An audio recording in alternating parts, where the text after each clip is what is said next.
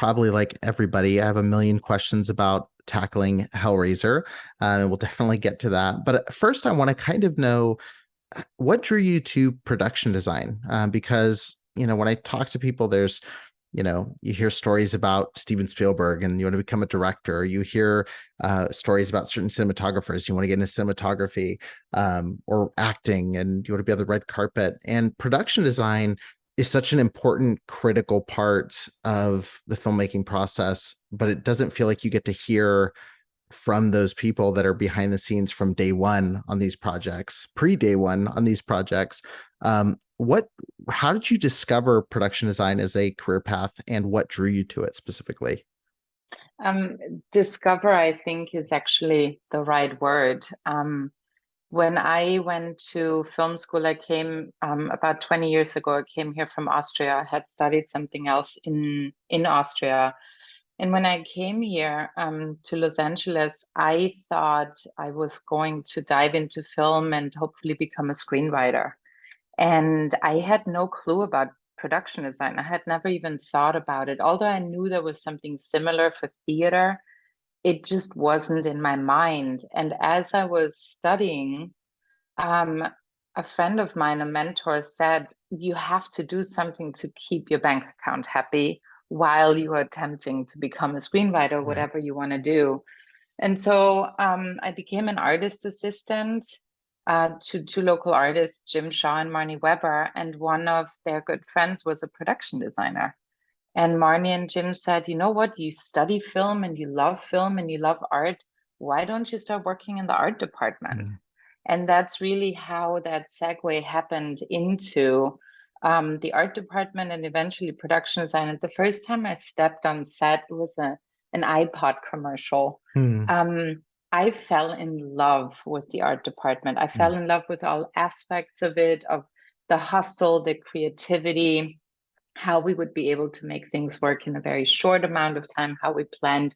And I feel as though production design picked me.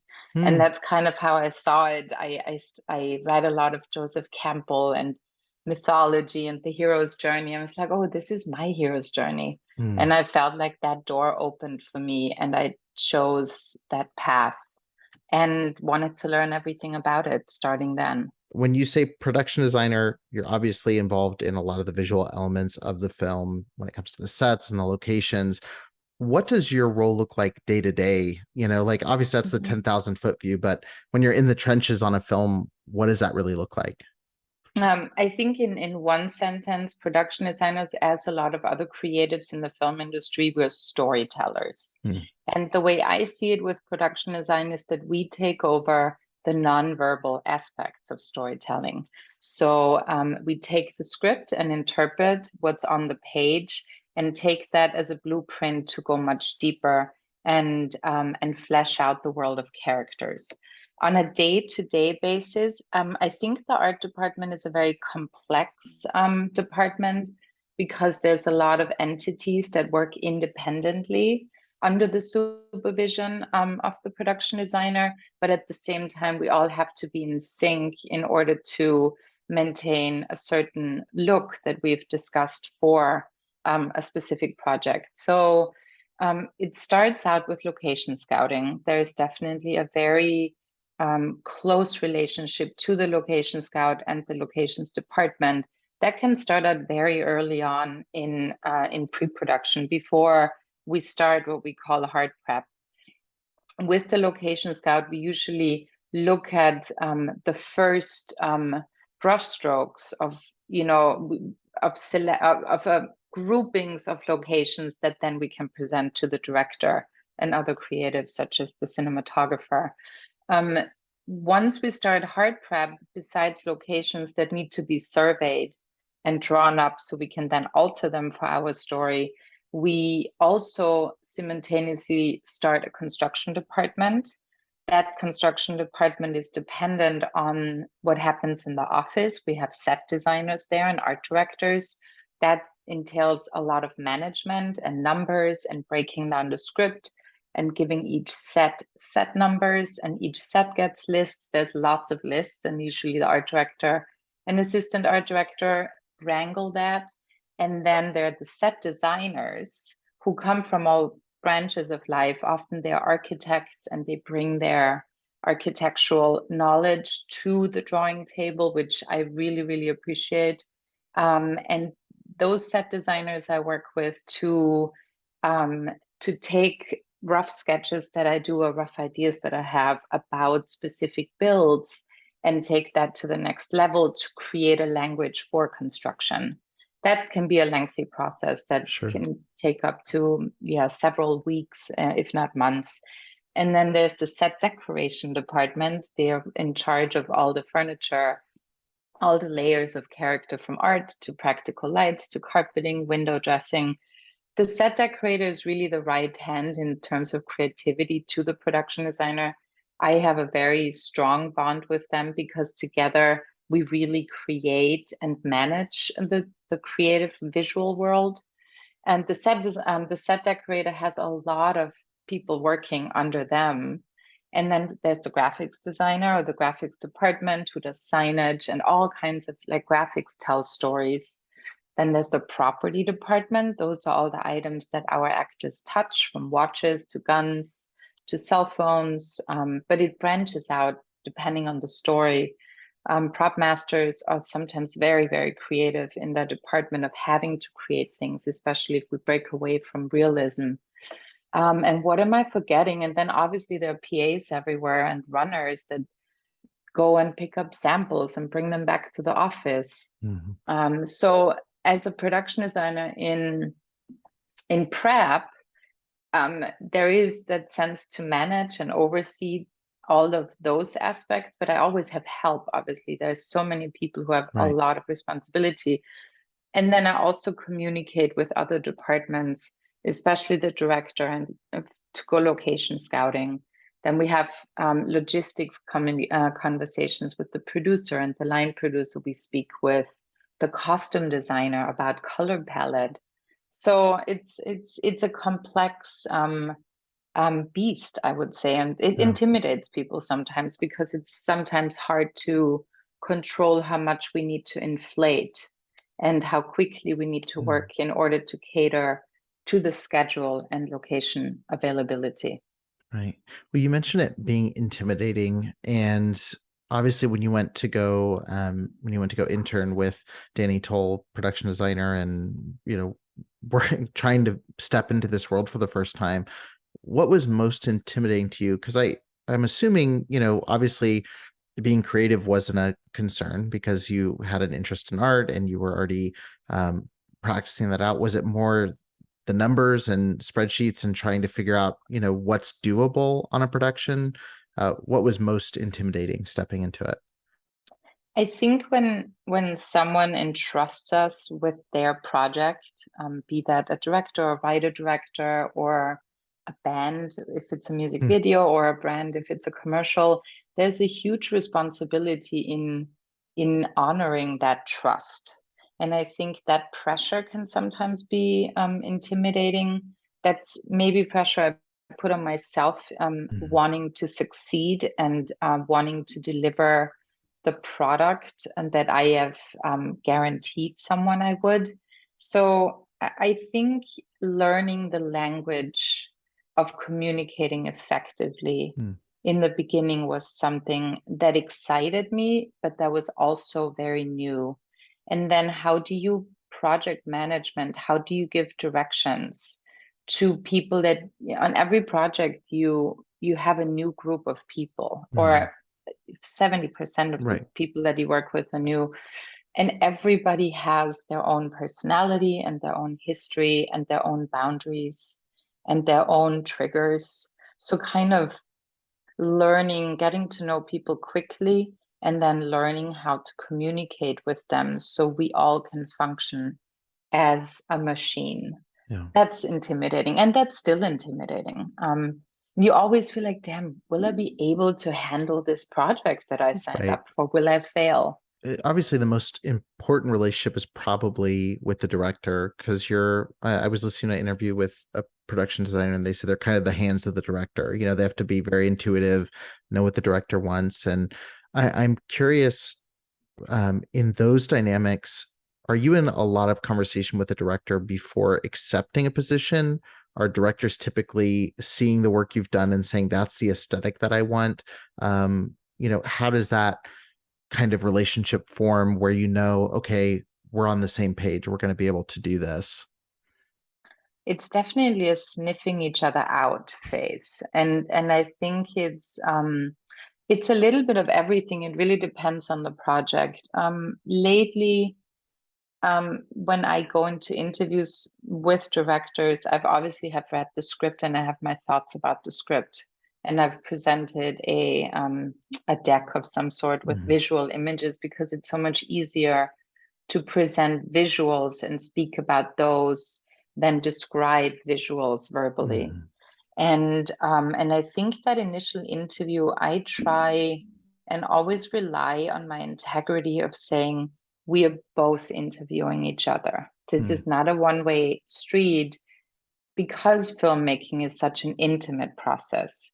And when I'm chosen for a project, I want to make sure going into it that the person or the people I'm going to be working with the closest will be people I like from the start. Yeah. Or that we have a similar language, or at least that there's the curiosity to get to know each other's brain. Right.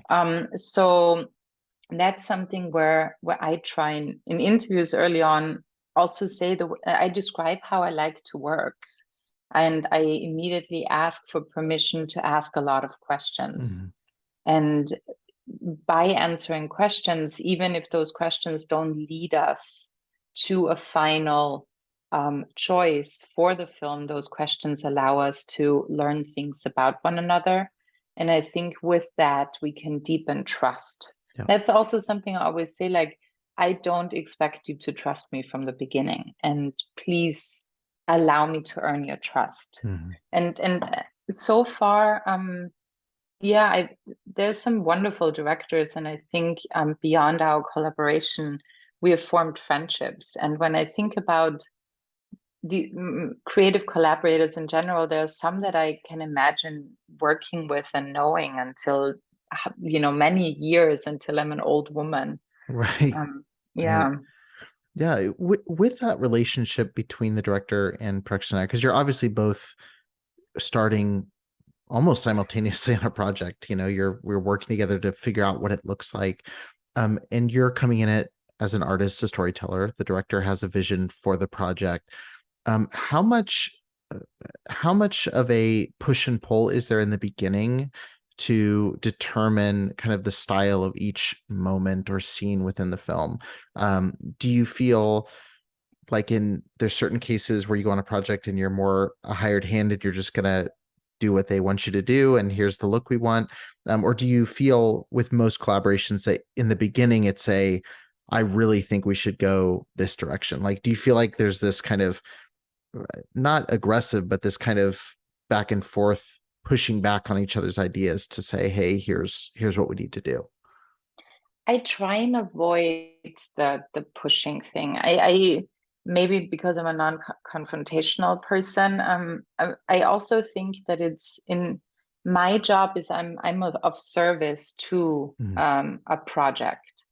I'm not necessarily even of service to the director. I'm of service to a project, and in that regard, my opinion doesn't really matter. Like, my opinion isn't absolute. My opinions are suggestions. And in filmmaking, the collaboration between people is really what makes the project possible, I would say, and also matter.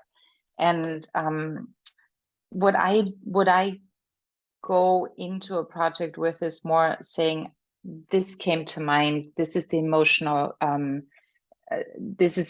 reaction I had to a specific scene or the environment, and we speak about larger context, maybe themes and concepts.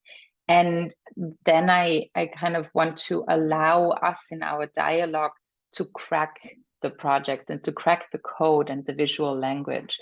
It's very rare that I know from the very beginning, oh, this is how it needs to be. it's kind of an exploration and an adventure. And it feels really great when you try out a bunch of things and then you nail something. And that idea manifests, and out of that idea comes a set piece or a visual story tool for the story. So I've been lucky. I haven't really had that back and forth. Maybe sometimes in commercials, Right. when there is maybe more pressure in terms of personality, Yeah. there's maybe a little bit more ego involved in certain projects. But so far, yeah, it's been going well, and it was always more dialogue than bickering or Right. pushing. Mm. Right. Well, tell me a little bit about collaborating with David Bruckner, because obviously you've collaborated on a few projects now, and you connected with him on The Night House. Um, Mm. Tell me a little bit about that, because I was fascinated reading in one of your interviews that you weren't into the horror genre at all. That wasn't something that was on your radar. I think you mentioned it was American Werewolf in London. You said scared you Yeah. really bad as a kid. Um, how I was really interested, because like when you think of a project as where the genres is extreme as say horror or comedy, where there's very specific tastes and interests, um did he pick you specifically because you weren't aware of the genre and he didn't want you approaching it with that lens, or how did you end up on that project specifically? Yeah, that's it. I mean, there's a long and a short story to it, but basically, I was finally back in LA after doing a bunch of movies in upstate New York. And I was at Whole Foods with my best friend, who is a set decorator, and we were having a glass of rosé, and we were super excited to be home and have some time off. And my agent called and said, "Remember that project, The Night House? They want to meet you, and they want to meet you right now." And I said to my agent, "Well, I just had a glass of wine, but I can be in Hollywood in like half an hour." And I wasn't really like, I had put photos together, but it came out of nowhere. It was a very spontaneous interview, and I figured I'd just have to run with it. And I met Keith and David, Keith Levine, the producer at Phantom 4, and David, and we had a conversation about The Night House. And I think in that conversation, David picked up on the fact that I'm not really a horror fan, but I didn't really lead it on. That came out afterwards, after we'd already been in pre-production, and I think maybe we've even started filming. David told me, Kat, I picked you for that reason.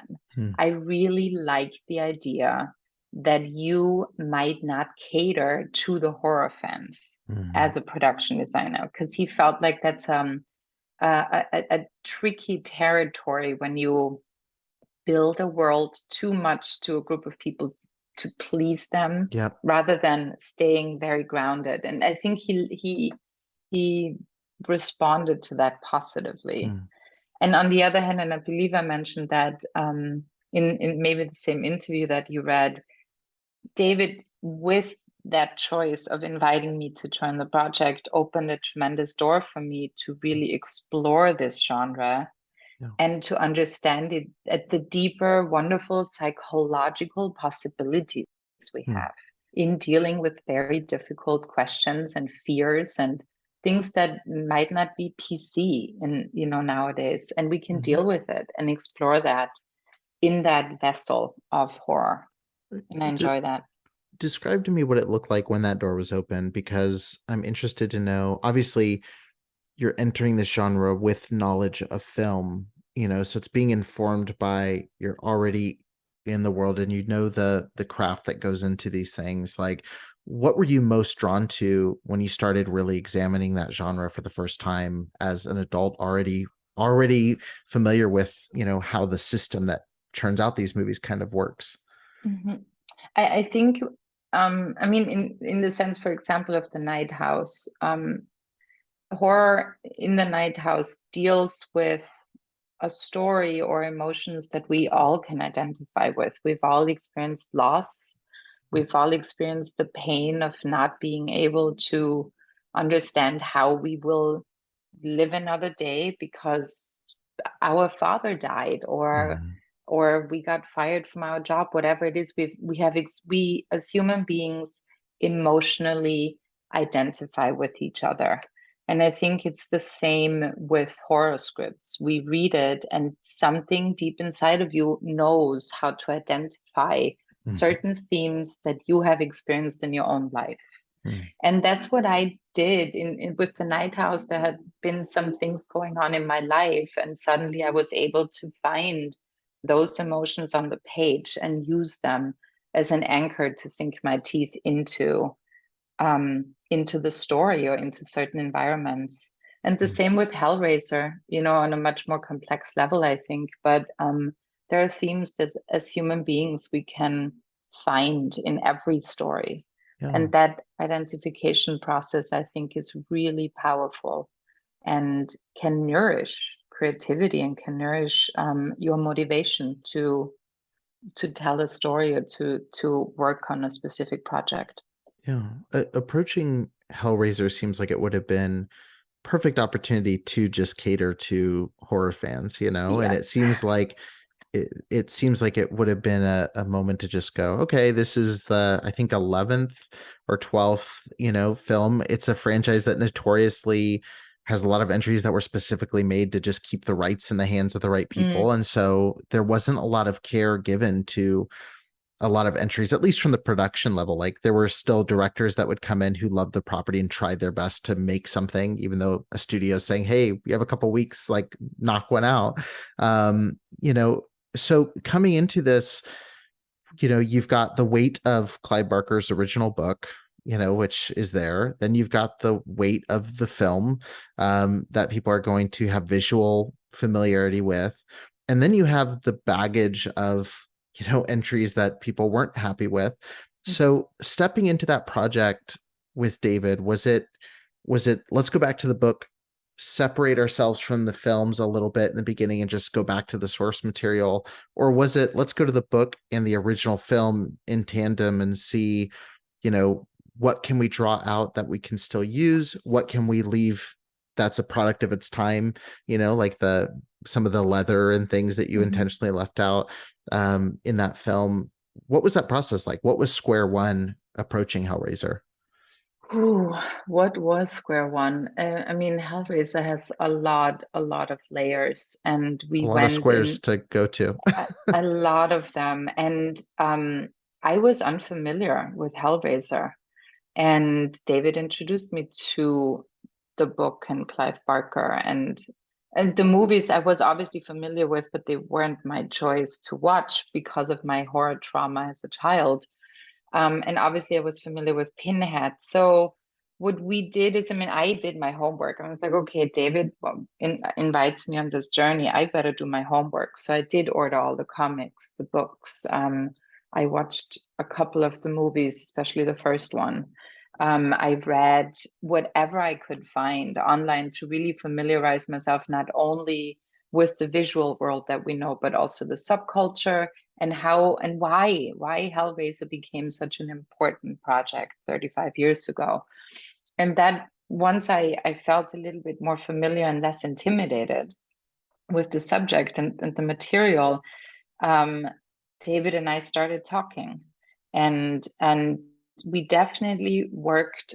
This script is that Ben and Luke wrote in terms of stories very different than the original Hellraiser, and David was very well aware about how the story would really influence a lot of the key themes that we choose and deal with and visualize.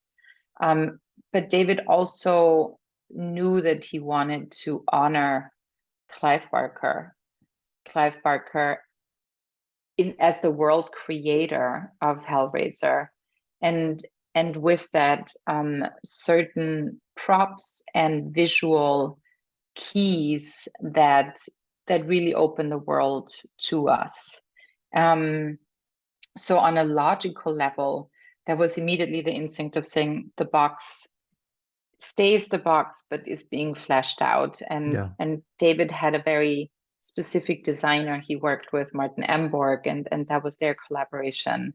The Cenobites was David and Keith Thompson, a brilliant designer as well, and they had their sessions. And so David and I tackled the overall world Mhm. building, and at its center, probably the mansion, and so everything in the second and third act. And as an extension of the mansion, everything that's the Cenobite world, Leviathan and the Labyrinth. However, I mean, and that's another story as well, because the Labyrinth ended up with a miniature company in LA that did a beautiful job, or a lot of it, but then there was also a lot of VFX. So I cannot, and I I cannot stress often enough what a big collaboration of designers this was.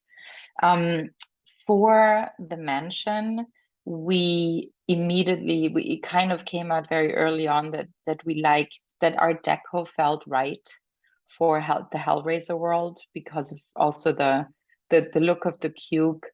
And David also felt very compelled to honor and reintroduce the Romanesque arches that are so prominent in the first film, especially. And so those became certain key points. And then the themes is a much more complex piece kind of to discuss. But to name a couple of things, what we wanted to honor is obviously sensation, and every, like, all the different facets of sensation. What is sensation, from pain to pleasure to lust to agony? There's so much. Another thing that we wanted to honor is the connection to the occult and occultism and the visual history of that. And then the third was that we did not want to antagonize the Cenobites, as we are judging them in one direction from a human perspective. And David kept saying demons to some, angels to others. And we landed at the point of view or perspective of angelical creatures more than demonic creatures. And that was really exciting and compelling. Because you can work with an angelic character probably has more vulnerability. And I think vulnerability is something that's very important. In this film, and there was a huge vulnerability in the first one. And that was a great stepping stone, an anchor also to build on visually eventually. There were like three things I noticed in the new movie that made it very much its own, and there's a lot that makes it very much its own. I mean, just the scale alone versus the original film, because it's, no matter how hard you try to say I'm going to forget the original film, you can't, right? It's in our brain. Those images are so iconic. But I mean, opening in that mansion, versus like this, the original film opening in this foreign land, and then it's the rest of the house is this very kind of grimy house and its own very unique aesthetic. So when it opens with the mansion and this massive gorgeous room, and like I was like, okay, this is something very different. But then the other two things were the box feeling more fleshed out and having a real purpose and all the configurations. And then lastly, what you just mentioned is the fact that, and I saw someone's Letterboxd review, and they were talking about the movie, and they said in the original film, there's almost this kind of, it's almost this kind of thing where you don't get the pleasure side as much, and you don't flesh out what the Cenobites are trying to accomplish as much. It's kind of this wink at the camera, like, we're here to give you a gift, we're not torturing you. Whereas in this film, it really does feel like they're looking at these human mortal people going like, why don't you want this? We're giving you this amazing. And that to me made it a lot more powerful in the decisions that are being made and the offers that are being made to them, versus the original film, where it's, Pinhead is like making these comments where you're like, he knows that they don't like this. He knows they don't want this. But we're going to do this anyway for our own pleasure. So tell me a little bit about, this was shot in Belgrade, right? Belgrade, Serbia. Correct. And the entire production was, right? Yes, basically. So at the production that I attended, there was some additional photography with the miniature for the Labyrinth in post-production in LA. Gotcha. But yes, we had 9 weeks, I believe, maybe 10 filming weeks, and we were in Serbia for almost 5.5 months, or maybe even 6. Right. So, Yes. I I'm curious then. I've been to Belgrade, Serbia, and so like watching. I didn't know it was shot because there's been some movies I've watched lately where they shoot there, and you can just you see the aerial shot, and you're like, that's Serbia. Like there's nowhere that Mhm. looks like that. Um, but this movie I didn't know. Like I would never have guessed. I literally found that out afterward when we were getting ready to do this interview. I was like, oh, this is Serbia. So I'm curious, were the locations all existing or were they built within, because I mean it doesn't feel it doesn't feel like that brutalist architecture that's everywhere. Thank you for that question. It's very interesting. I think, yeah, again, that's a very long answer. I could bring David and I in our concept design phase kind of walked in thinking we are going to find a mansion in Serbia. And a lot of the concept design that we did for the showroom, as our hero said, really depended on the fact that we assumed there will be this mansion and we'll figure out the geography of that mansion, and then the location of the showroom will be somewhere in the center of the home. We very soon learned when we touched down in Belgrade that due to Serbia's very different history, just plain out history, the architectural history is also very different, and there are no multi-millionaire Jeffrey Epstein type mansions in Serbia.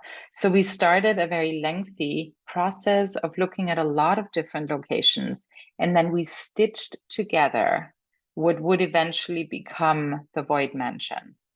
And that posed challenges. I mean, and I love those challenges because you look at a white room and you know, okay, this has to be that lounge where that party is going to take place. And that was a really great exercise. And I really had a blast, although there was a lot of pressure, obviously, and time was ticking. So we stitched together a few locations to become the mansion, and then we built a lot of sets and smaller set pieces to make sure that the geography that's really important for David, horror geography, he calls it, that really makes sense. If David does one thing and really thinks about one thing is to honor his audience as really, really clever people. Mhm. And he does not like to get away with something that might trick them into thinking. So he really wants a logical answer as to how a character gets from A to B Mhm. and how it makes sense. And in Right. honoring that, we constructed this big location. Yeah, yeah. Mhm. Mhm. And Um, yeah. oh, sorry, I have to ask. You mentioned Yeah, yeah. Epstein's mansion, and that's such a specific mansion to name. Was that an influence on the design of the aesthetic, or was that just an aside name drop? No, the mansion, wherever Epstein lived, not so much as Epstein as a person. I think Mm. those egomaniac, you can find probably a bunch of male egomaniacs that have unlimited resources in present day society. So there was lots of space for inspiration of Mm. as to who is Void and how do we get to know him and how do we portray who Void is in his environment. Mm. So Jeffrey Epstein was somebody that I often just referenced because it's pretty clear what kind of person we're dealing Right. with. Well, it's definitely the next time I watch Hellraiser, that'll definitely influence how you view that party scene in the beginning. Um, yeah, I wanted to ask about that. But you mentioned obviously the showroom, which again, that was like the big clear, like, oh, we're in a different space. And it also ties into, I think, the other extremely different factor in this entry is that you've approached it really from a sci-fi approach as well, in some ways, or a more fantasy element, which is present in the other films, but you know, not to be too spoilery because it's still relatively new, but like when that window opens up in the ceiling and you see this, you see things coming down, and it's was that a lot of influence? I know there's the horror influences. Did you have a lot of discussion about, sci-fi-esque visuals or more more conversation that like that, like almost more alien kind of discussion? um, Yes, I think what makes Hellraiser so unique and so interesting and compelling to work on is that it's so nuanced in its Mhm. sense of worlds and Yeah. world building and where the worlds meet, because you have these otherworldly beings that that represent kind of our darkest and deepest corners of our soul, but they come from this other world. And when the dimensional doorways open up, they look at us as much as Mhm. we look at them. And there is, that's sci-fi in a way. Sure. It definitely goes into this fantastical nature. Um, and there was always a deep embrace of really taking those nuances and running with them. Mhm. And I think of all things, it adds to our opportunities of how we can tell the story. Mhm. Um, the fantastical element and that sci-fi element definitely is something that fell into post-production a lot, Mhm. because the skylight was something we built. We built a miniature of in Serbia and had green screen behind that Hmm. skylight, and then the cage that closes above it was something that was done in VFX. Okay. We designed, we did a concept design of the entire cage around the building, and then we built maybe 25 to 30 feet of the front of it, and gave the assets to post-production. Gotcha. And Jacob Eaton, our construction post-production and VFX supervisor, he really ran with that. Yeah. Yeah. I was curious if that was all VFX or not, because obviously there's like the little panels they're interacting with when they're, Hmm. trying to get in. But I was curious like how much of that was practical. And it's a testament to your work and the VFX team and director and everybody that those questions like that I'm shocked it's in Serbia, or that it's like, is that VFX? Is that practical? Um, I wanted to ask one more thing in relation to the visual style. So um in the, and maybe this ties into the sci-fi side as well, but in the new film, you have those familiar elements of like a wall will open and you see this other dimension resting behind it, or you see this other layer. In the original films, that's a very brutal, violent process. Like the walls kind of rip apart and shred, and in this film, it's very much like it feels like a portal's being opened to this other dimension. And both are very unique visuals. Did you have a period where the intent was to go that kind of the camera starts shaking, the walls start breaking, and it opens up, or was it always like this very ethereal, I guess angelic approach to that visual? I would need to go back and ask David.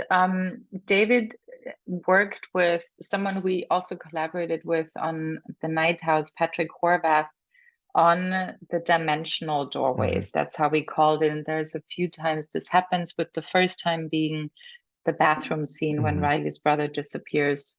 And again, and I think that's really important to the horror community, that things do as much practical as possible. Mhm. Don't do fake blood if you can't. Like I learn a lot of things about like really honoring practicality Mhm. in when filming something in the horror genre. So Patrick and David did extensive pre-visualizations of like, how could this go? How does it go in the van? How does it go in the bathroom? And what are the laws behind it? Because like we as human beings on Earth have physics, and based on these physics, things happen in a certain chronology. The same needed to work. There needed to be some kind of rule set or Mhm. logic behind how those dimensional doorways opened. And and I don't want to quote David on it, but I believe that from the very beginning, he wanted it more of a staggered, almost like the cube, like Hmm. that it transformed in certain sections. And we always spoke about first this small moves, then this corner spins, then the lights start flickering, and then we pull away and you see the labyrinth. So there was Mhm. definitely a game plan, a succession of small actions that would open up that doorway. I hope this answers your question. No, yeah, it Does it? absolutely, yeah, absolutely Yeah. does. I was like trying to think of how to ask it, because there is so much too that is, you know, the film doesn't label everything, and is something I think it's consistent with the best of the Hellraiser franchise, is that it doesn't just tell you this is what you're looking at and this is how you should feel about it, and this, it just, things happen and you go, what was that? Like, what was that thing I'm staring at, or what was this visual? And with that in mind, before I transition to ask you, and I can't believe we're already almost near the end of our time, um, I am curious to know, the end of the film, and again, I won't spoil it, but the final shot is something that we haven't really seen as extreme a version of that as throughout the franchise. And it definitely shows us a lot more look at the Cenobites world than our world, as opposed to them always seeming like they're coming through our walls. It's like, we're actually here. This is their territory 100%. Is that something that you wish you could explore, in potential sequels, or is it something you wish you could have explored more, like being on their side looking into Earth versus being on Earth looking through these cracks into the world of the Cenobites? Good question. I personally was super excited about that scene too, Mm-hmm.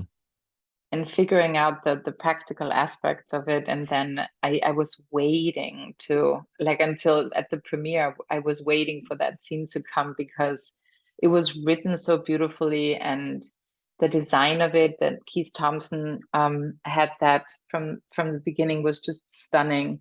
And I personally would love to have a voyeuristic point of view, maybe from the point, yeah, from a Cenobite looking at our human existence. I think that would be a great sequel. I don't know. I mean, I don't know what Clive Barker is up to. He's very secretive and he Yeah. never speaks about what he writes next. He's very protective.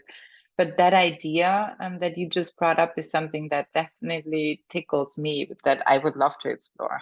Oh, I think absolutely. that's something very compelling to think about. Yeah. Well, I think he tweeted or posted somewhere about Jimmy Clayton's performance, which is obviously, I think, the standout everyone's talking about. And Hmm. he said he felt compelled to start writing immediately after watching it, which is probably the highest praise that he could give. So I'm curious to see what influences start influencing his work through seeing Hmm. the cinematic interpretations. That's going to be really interesting. Yeah. Um, well, I know we are nearing the end of our time, so I'm going to move us to our rapid round. These, I call it a rapid round. These always take longer and longer because people get stuck on these answers and trying to decide which way to go. But we'll try to go through them and see what your answers are. And I can't wait to hear them. First and foremost, if you were given the green light to remake any film, what would you choose and why? Good Lord, what This is a why they take a question. while. Yes. I To saved these for remake a the end. film, like what comes to mind right away is kind of an Ewok story from my childhood, because it's something when a television was introduced to my home. Besides seeing American Werewolf in London, I saw the wasn't even Ewoks, it's those round, oh yeah, see, like grizzly kind of a round ball critters. Oh, it's a horror movie. Oh, is it And Critters or Gremlins? Critters? the Gremlins. There you Gremlins. go. See, and that's something that I wouldn't mind maybe seeing again. And the reason why I can't even tell you right now, that was literally a guttural child speaking Hmm. right now, saying maybe the Critters. The movies that I remember are usually the ones that I really truly love, and I don't want to see a remake of it. Yeah. So yeah, maybe the little Critters, yeah. Is there it, how do you feel about remakes in general? Like, do you get nervous when you hear about them, or like with something like Hellraiser that's you're being approached with? Is there some part of you that resists those projects because there's so much pressure from fans, from like just the general culture or love for these properties, or is it something where it's an exciting challenge to go, let's try this approach? Yeah, to me, Hellraiser never felt like a remake because the script itself was so Mhm. different. But yeah, I generally like challenges and Mm. they excite me. And knowing I tried not to focus with Hellraiser. I tried not to focus on the fact that there is such a massive amount of people out there waiting for it and Mm, probably judging it. I kind of just kept that out of my mind and just tried to focus on the job at hand and really enjoying the collaboration with a lot of people I met on the job and doing the best possible job that I mm. could bring to the project. If I get nervous, I haven't really been asked for a lot of remakes. I'm thinking right now. So that's something I'll think about when I get asked in the future, I guess. Yeah, Yeah. let us know. Report back what your Yes, I reaction is. will. Um, what is a film that people would be surprised to know that you enjoy? Hmm. Huh. It depends on how people know me. I mean, I definitely, and that's, yeah, probably, I could watch Enchanted. I think it's such a good feel-good movie. I probably could watch that 150 times and still sing along. I really love that. But then I also like my favorite film is from Kathrin Eder, an independent Japanese filmmaker, and it's called Afterlife, and it's a Hmm. very simple film, 16 millimeter, and it's of such beautiful, fantastical nature, and it's deeply philosophical and moving. Um, that's one of my favorite films, and I think people are always surprised when when I don't necessarily say I want to work on Star Wars next, Hmm. when I choose more like realistic dramas that deal with human emotions and that really allow us to learn something about the human psyche that we might not have seen in a certain light before. Which of your projects do you think is the best representation of you as a creator? Hmm. Hmm. There are a lot of milestones that I really enjoy. The rest representation of me as a creator. Um, I mean, that really depends again on the viewpoint. I really enjoyed working on Stockholm, Pennsylvania with Nikole Beckwidth because it was such an intimate piece about a young woman being returned to her mother after she lived with her kidnapper for many years. And that was a very different approach in terms of creating a world um, than, for example, Big Time Adolescence with Jason Orley that I loved Hmm. equally as well because we had so much fun bringing Easter eggs to the film and really going loud on certain designs. And then that's again something very different from Hellraiser. And I think there, if I may choose the answer of just saying that's all aspects of me as a creator. And it's really nice that no one can say, "Oh, she designs only horror," Hmm. or "That's a comedy designer." I've really enjoy how many projects I've been invited to, um, and the variety of the worlds and stories they all hold.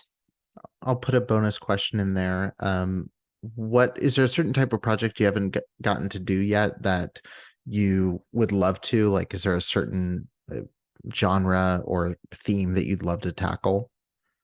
Um, yes, that there are several. I mean, one thing that I keep thinking about is recently or looking back, especially over my feature films, um, they often deal with young adults or people in their 20s, and it would be amazing to work on more stories of people my age or older, like more maybe more mature story. I don't want to call them mature, immature, but just adult, like later in life Hmm. adult stories I'd love. And those stories can be set in so many different worlds, like Mm. those stories you could find in a Western, which I'd love to do. Um, I'd love to go home to Europe and to Austria one day and film a movie in Austria. That would be a great Mm. honor, I think. And I love traveling. So put me on an airplane and let me location scout all around the world. That's pretty nice too. Right, absolutely. Yeah. What is the best decade of film history, in your opinion? Wow. The best decade. Man, that's so exciting. I mean, film industry and the film history is just so exciting. Again, I would probably fall back to something as a child when film was brought to me, and it might not be the most exciting for everyone, but I think what happened in the 40s and 50s with synchronized dancing and musicals Mm, was kind of fascinating. And if you look at it, how those kind of stories and films really became a band-aid for all the pain that people suffered in the world that was triggered by the Second World War. mm, So that was exciting in terms of how we counteract something that's highly traumatizing with something that's very lighthearted and naive. And I was so mesmerized by the set design and choreography and the colors of everything. And then obviously the power of the 70s is mm. amazing. There's so much that was worked up in films in the late 60s and into the 70s. I also love the 80s because there's so much cheesiness to a lot of Right. films that is so blatantly in your face that you have to love it. The 90s are very popular again now, I think, and that's my teen years. So Pulp Fiction is something that deeply shaped me. And looking back, I understand how much it shaped me and was a great decade. So I mean, yes, it's a hard answer. Yeah. My gut tells me the 40s and 50s were pretty awesome. Yeah. Yeah, the 40s are something that I've really just started diving into. And a lot of the early films that were like the first to really use color and really Mm-hmm. like I I watched the film The Red Shoes, the Emmerich Pressburger movie and Powell um and it was mind blowing. Like it was like one Mm-hmm. of those because even for me, like I've always enjoyed older films, and then but there's a lot of when you love film history, there's a lot of things you forgive because at that time period, like with effects or with this or for its time, it's amazing. This film is beautiful in its context, and it's beautiful knowing how they did this for the first time. And watching like all of the Powell and Pressburger films, like you're like, this is a good movie forever. Like Mm-hmm. this is an amazing film, and like the use of color, the music, the everything about those Mm-hmm. is incredible. Black Narcissus, like the shots looking down the mountain, it's like there are these images that still 80 years later are just mind blowing. So the 40s Mm-hmm. is a great underrated choice, and I wouldn't have until this year. I wouldn't have ever even thought 40s. I would have been like Yeah. maybe the 30s, maybe the 70s, like those really revolutionary periods. But there's some beautiful films from every decade. It gets harder and harder to choose the more that you watch. Yeah. And I feel like looking back like 80 years ago now in films, the sound, everything sounds different and language Hmm. has developed so much.